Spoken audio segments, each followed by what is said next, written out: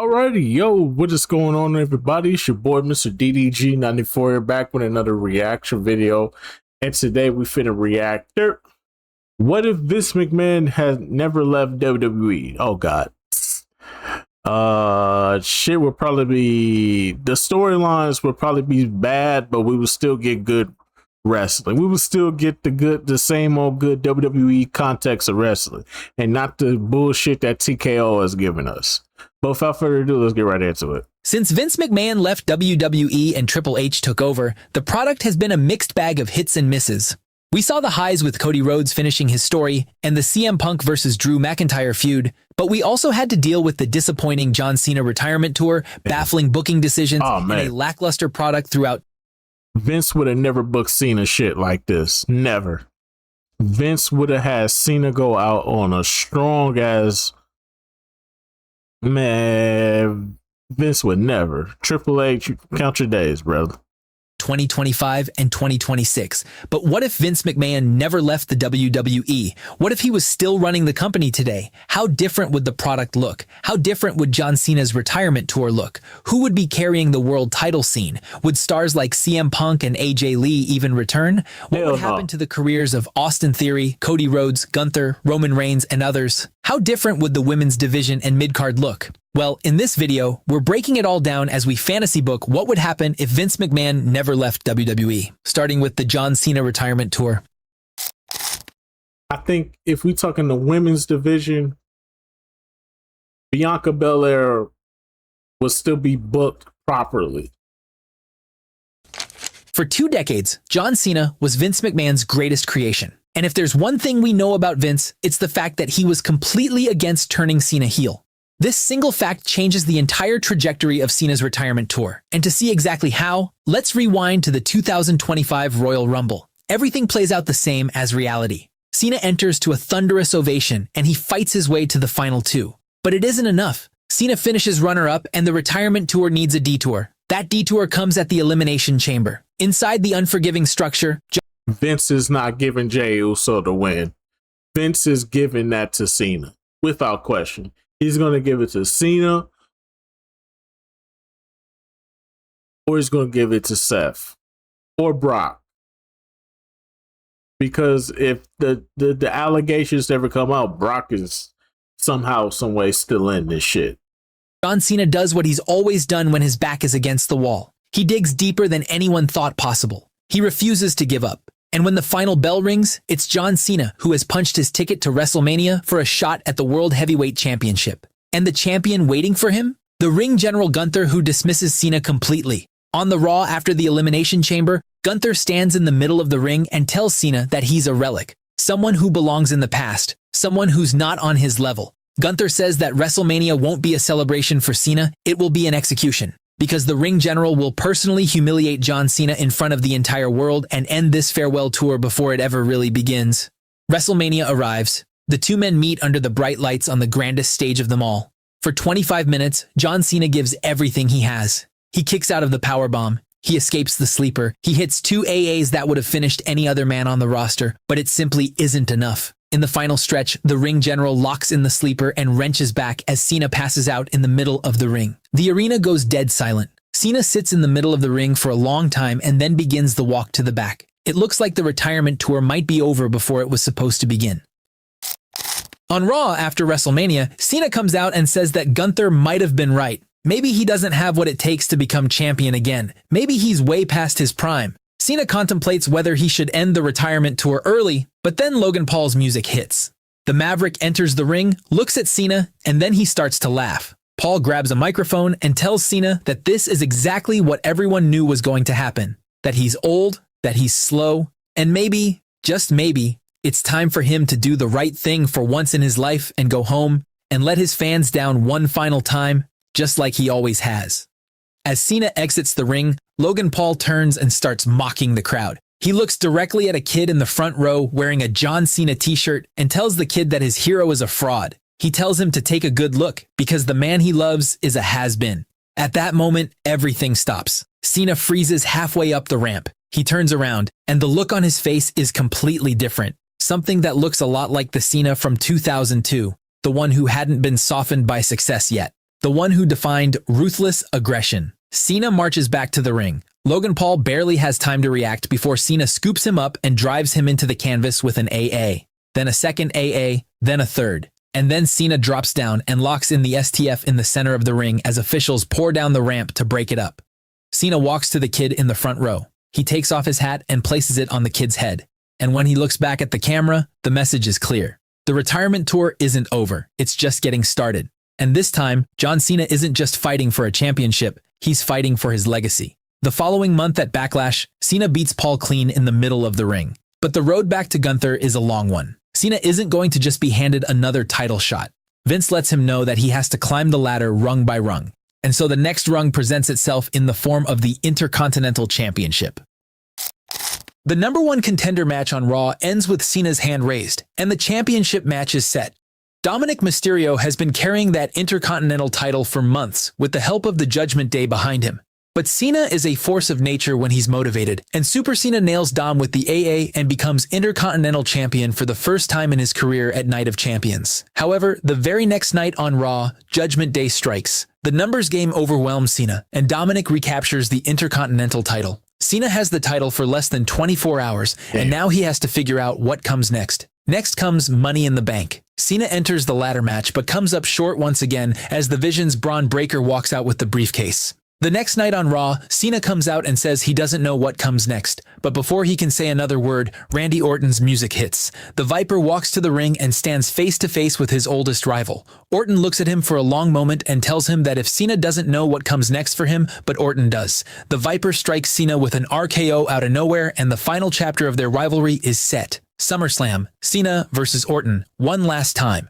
The match is 20 years of history compressed into 30 minutes of wrestling. Every move carries the weight of every encounter they've ever had. The callbacks are constant as Orton hits an AA on Cena, while Cena lands an RKO. In the end, after everything, it's Cena who hits the AA and gets the 3 count.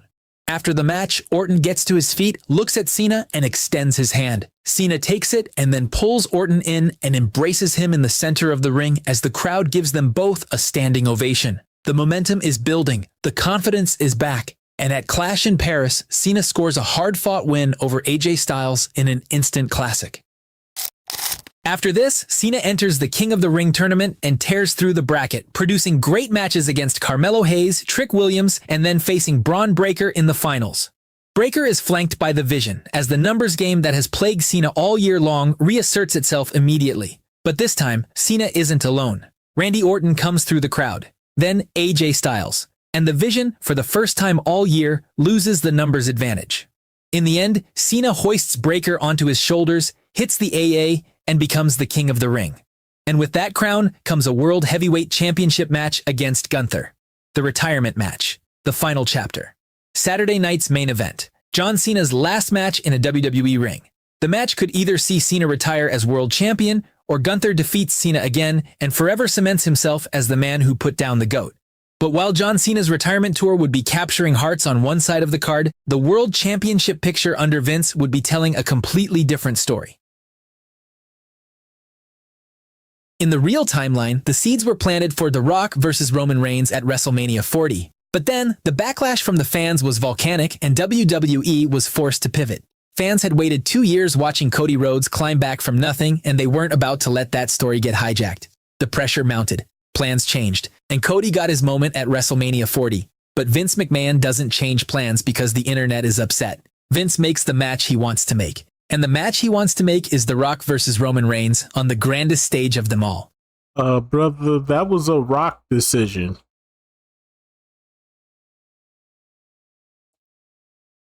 The Rock pivot that decision.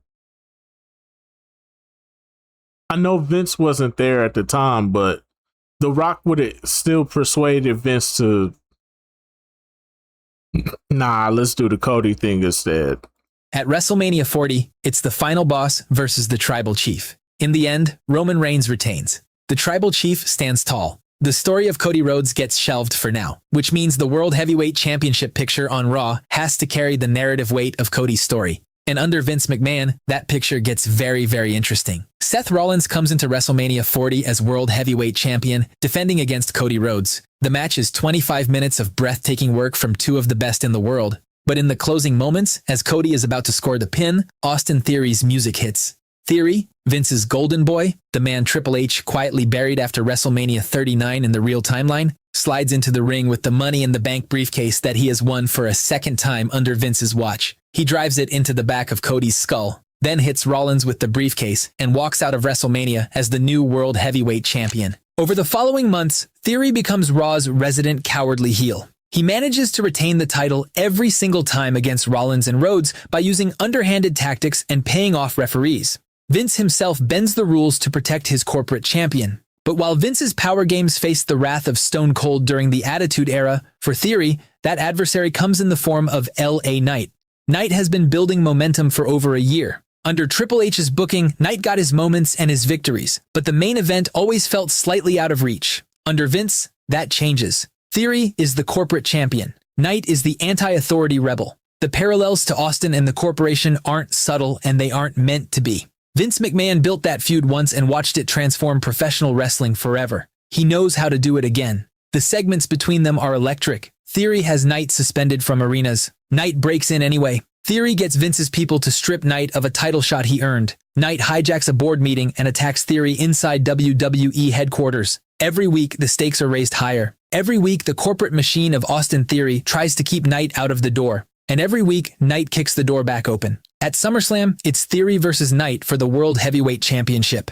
In the final moments, Knight hits the BFT and becomes the new World Heavyweight Champion. Brother, this is probably the most unrealistic booking I've ever seen in my life. Vince would never.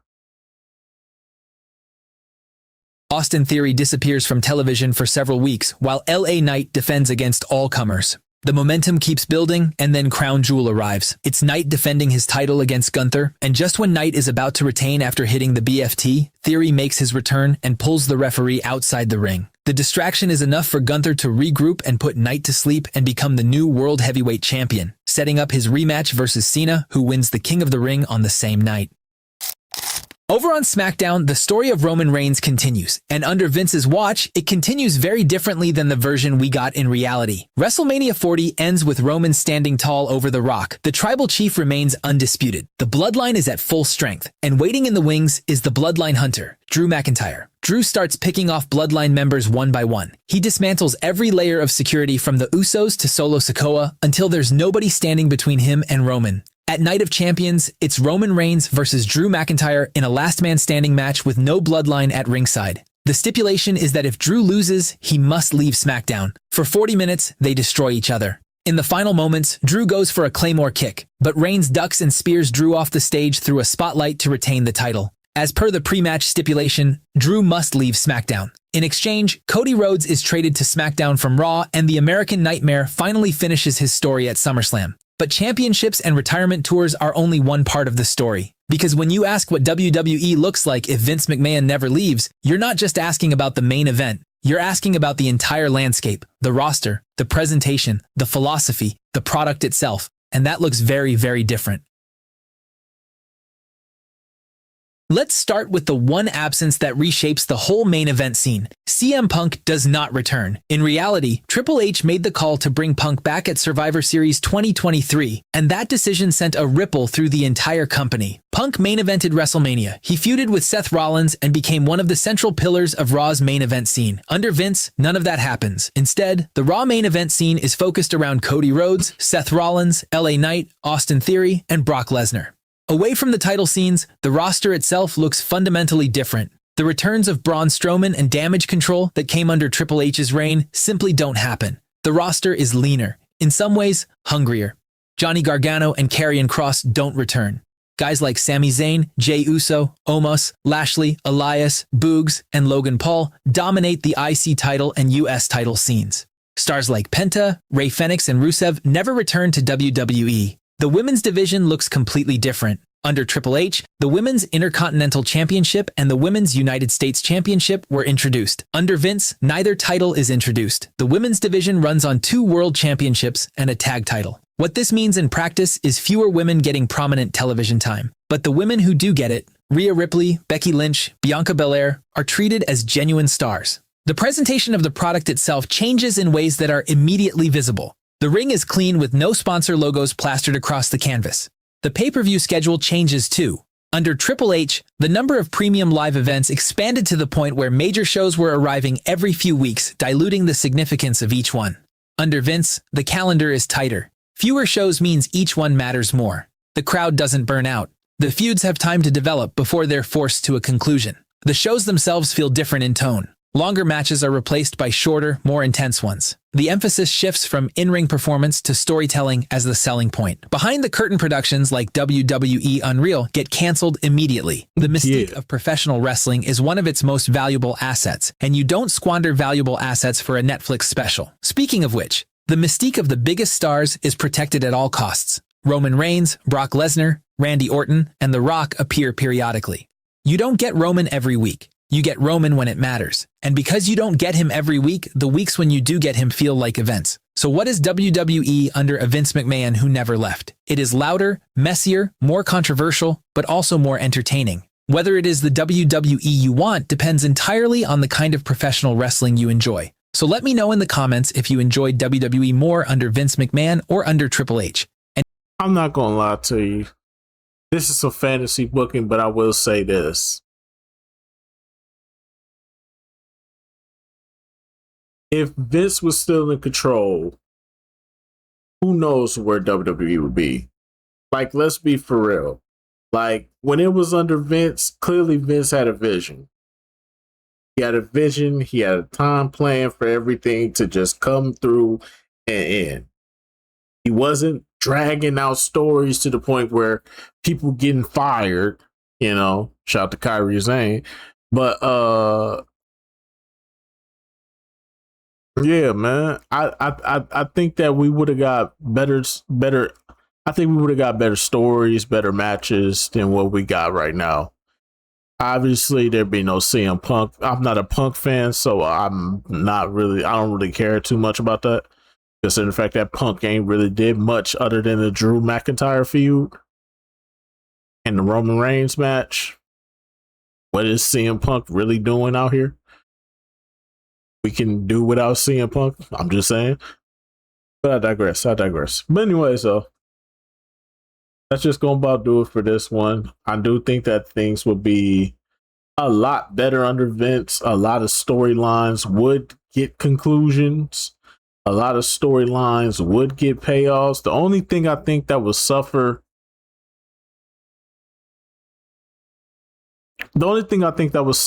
is the Raw SmackDown episodes. I think those would suffer because knowing Vince, he will probably go back into that 2017, 2018, 2019 mode where he's putting on bullshit matches. But it is what it is, though. Anyway, so I'll see you on the next one. Till then, deuces.